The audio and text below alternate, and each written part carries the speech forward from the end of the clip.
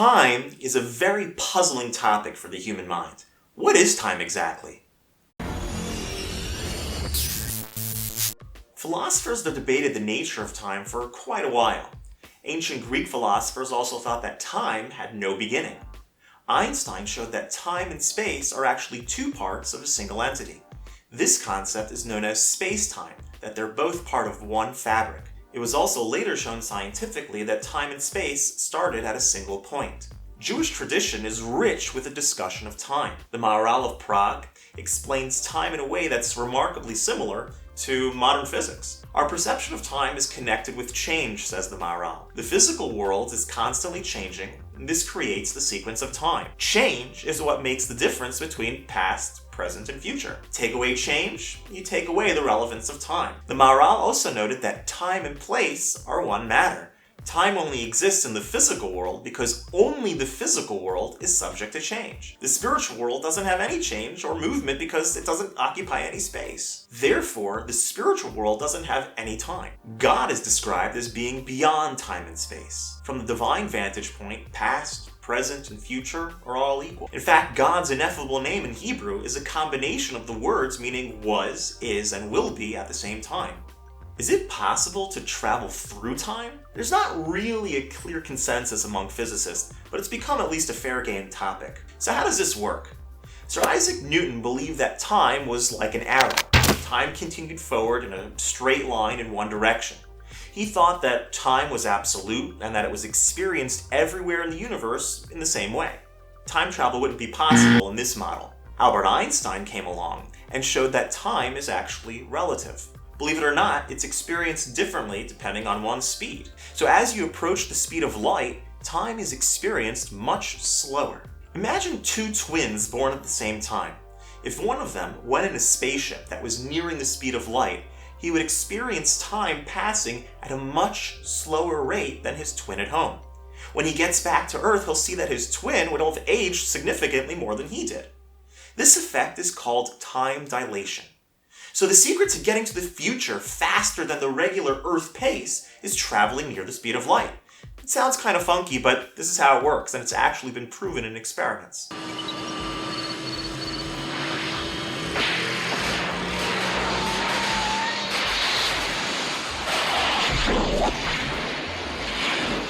The caveat is that the speed of light is super fast, 186,000 miles per second, which is about 700 million miles an hour. And we don't have anything that even comes close to that, but it's technically possible. What about traveling to the past, back in time? The science isn't understood as well as traveling to the future, but might be possible in theory. Using the speed of light once again as a benchmark, one possible way to go back in time would be to go faster than light. Time is experienced slower as one approaches the speed of light. It stops at the speed of light and would seemingly go backwards at speeds faster than light. Are you telling me that you built a time machine? These speeds are technically possible, but there's some technicalities which make it a little bit more difficult. Another issue with traveling to the past are the inconsistencies or paradoxes that could occur. The most famous example is called the grandfather paradox. The premise is that one goes back in time and kills his grandfather before he marries and gives birth to his father, preventing the killer from ever being born. The question comes up though, if the grandchild killer was never born, then who was it that committed the murder? There's some suggestions how to deal with this, but we'll save that for another time. What about the Torah on time travel? It would seem that time travel would be possible according to Jewish tradition. The concept of kfitzas haderech in Judaism, a teleportation of sorts. Teleportation is to space what time travel is to time, going long distances in a short period. The language used by the Lubavitcher Rebbe regarding kfitzas haderech bears a striking similarity to the concept of wormholes and folding space-time currently being discussed by physicists. In the same way that it's possible in the folding of space, it seems that the Torah would be in sync with the idea of this happening in time as well. Even though nobody's actually really traveled through time. See, Einstein has just become the world's first time traveler. At Taylor Talks, we had a really fun conversation about time travel with someone who has at least done so in the films. We sat down with Jeffrey Weissman, who played George McFly in Back to the Future Part 2 and 3. Let's take a look. What was it like behind the scenes? For me, it was exciting as can be. I originally, of course, wasn't told that I was auditioning for the role of George McFly to play it, but was asked if I would be interested in being a stand-in photo double. And though I went through an audition process and then makeup fittings, prosthetics fittings to make me look like young George, age 17, and then old George, age 77, it was pretty confusing because I hadn't received a script yet, and I imagined a lot of different things. I imagined that they needed Crispin and me as his photo double. They needed George in two places at the same time. I had all sorts of different things going in my head. And it was actually my makeup designer, Ken Chase, who told me that Crispin was out, that I would be playing George. Nice. And I couldn't fathom that. I couldn't imagine how they could possibly do any sequels without Crispin, in that he was so integral and wonderful in the first film. So it kind of boggled my mind. And when I went to work, especially the first day in the young George makeup, I remember very soon arriving on the set and Michael J. Fox looking at me and going, "Oh, Crispin ain't going to like this," because he saw the close-up of the makeup, which made me resemble Crispin. Oh, wow. So I felt a little uncomfortable there, but I knew I had a job to do and had heard that he was just very difficult on the first film, and the producers and he butted heads, and it wasn't going to work out. And I figured, well, I just do my best, and did my job. Now, the days were incredibly long. If I was to be on set by 8:30, 9 o'clock in the morning, I needed to be in the makeup chair by 4 a.m. because it took 4 hours to apply any of the makeups, the 17-year-old, the 47-year-old, which I played in part 3, and then the 77-year-old George McFly. And the same with Leah and Michael and Tom Wilson. We all had to be in makeup chairs 3.5, 4 hours before we were due on set. And because Michael, most of the time, was shooting the last season of Family Ties during the day, we often only had him at night. So, example, if I had to be on set ready to go by 7 p.m., I was in the makeup chair by 3:30, 4 in the afternoon. Often, we'd shoot all night and into the next morning. Some of my time clock hours, especially the weeks that we were shooting the McFly Household of 2015, and mind you, I'm also being hung upside down during these days. Right. And then being hung upside down was, I was told actually by a crew guy during the shoot that all the torture was meant for Crispin. And I was, well, lucky me. Though everyone on the set were very, very sweet and hardworking, lots of great talent. Zemeckis is a brilliant director. He knows to hire competent talent and just sort of sit back and solve problems as they arise. And we had numerous problems with the advanced special effects that we were, there was no CGI, but we did have a camera that was run by a computer. Tandro's program actually spliced the film inside the camera, so Michael could play the multiple roles. Wow, and of course, we'd do a take, we'd set our blocking, and we could not veer from the blocking and lock it down. And we'd do a take with Michael as one character, and then he'd have to go and get changed into the other character, which would take up to a couple hours. Oh, wow. And we did get coverage. We would make the most of the time, but there were long days. And an example, when we were doing the 4-second hydration of the pizza behind the set, there were a couple tables with a half dozen ladies constantly making and producing fresh pizzas. So every time there'd be a take with the pizza coming out of the oven, there'd be a brand new pizza. Wow. That's so cool. None of us wanted to eat pizza for weeks. Where is the self-hydrating pizza, by the way? It's 2017. I'm waiting for my self-hydrating pizza. I'll be right back.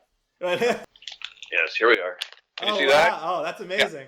Well, since it's 2017, you could just pass it right through the screen, actually, probably, right? Yeah, I think so. I can just push a button, it'll deliver on your end. And the gal who made these, she actually sent me a couple of these, and there is a little pizza inside. Oh, really? Made out of, I think it's clay or putty. I can see it, but I don't want to tear it open. But believe me, it's in there. It's heavy. That is so cool. That's so cool. What were some of your favorite parts in shooting? Like, what were some of your favorite scenes? I love in the bonus material. I think I'm more in the bonus material than the actual film itself. Okay. When the pizza came out, Okay. Lorraine says, "George, rotate your axis for dinner." Now, they had put me in a body cast, and outside of the back of the body cast came a pipe that I attached that went through the set with a wheel on the end of it. And when she said, "Rotate your axis for dinner," I came up with, okay, 4, and did a golf swing. Will you rotate your axis? It's not good for your digestion to eat while you're inverted. Okay, dear. 4. You calm. Okay. Marlene, honey, pass the kelp. And a McFly signature laugh. And that didn't stay in the film, because if you remember, there's a close-up of her putting the pizza on the floor, and it should be at the table if I'm going to rotate my axis or Okay. how to make the pizza float or something. I'm not sure what they were thinking, but I thought it was very funny. And then there was another bit where Lorraine asks Marty Jr. or Marlene to give Granddad a piece of fruit. Fruit, please, and the device comes the down. seal. Yeah, sure. And they gave me a banana, and I'm trying to eat a banana upside down. The peel kept flapping me in the face. It was a bit of comedy. I think Bob Z liked that, though it didn't stay in the film. That's great. That set was amazing.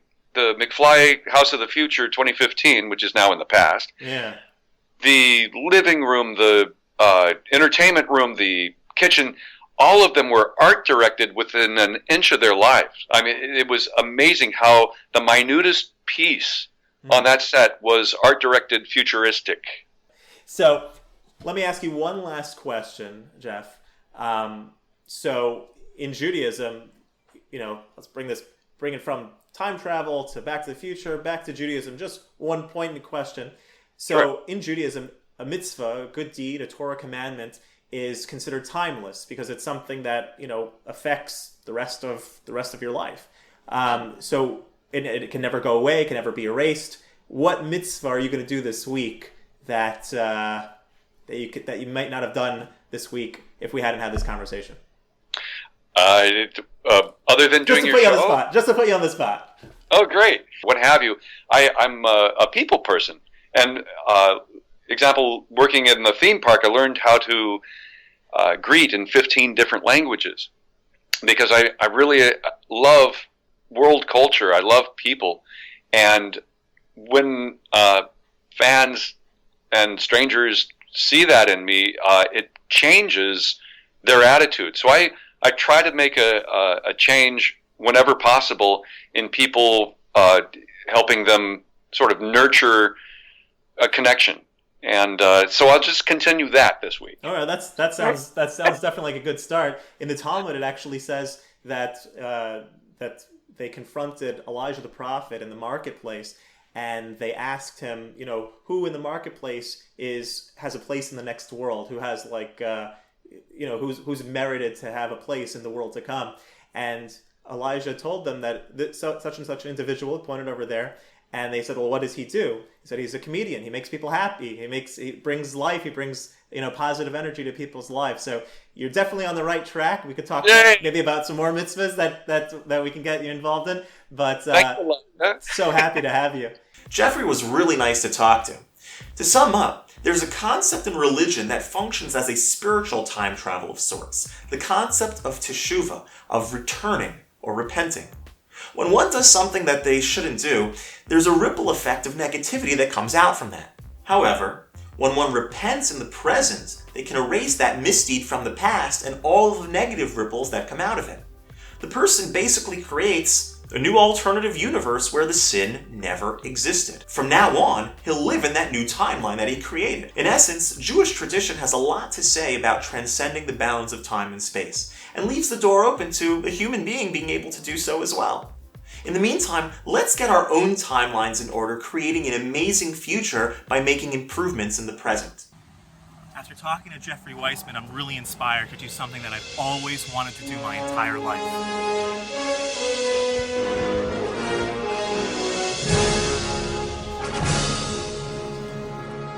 Roads?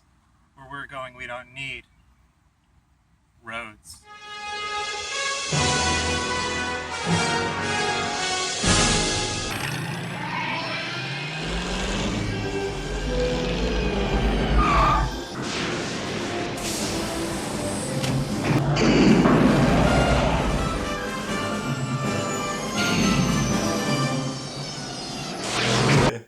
Hey, it's Pinchas. Thanks so much for watching. Don't forget to like, comment, and share. And of course, hit that subscribe button over there in the corner and click that notification bell so you'll be notified of all new videos as they come out.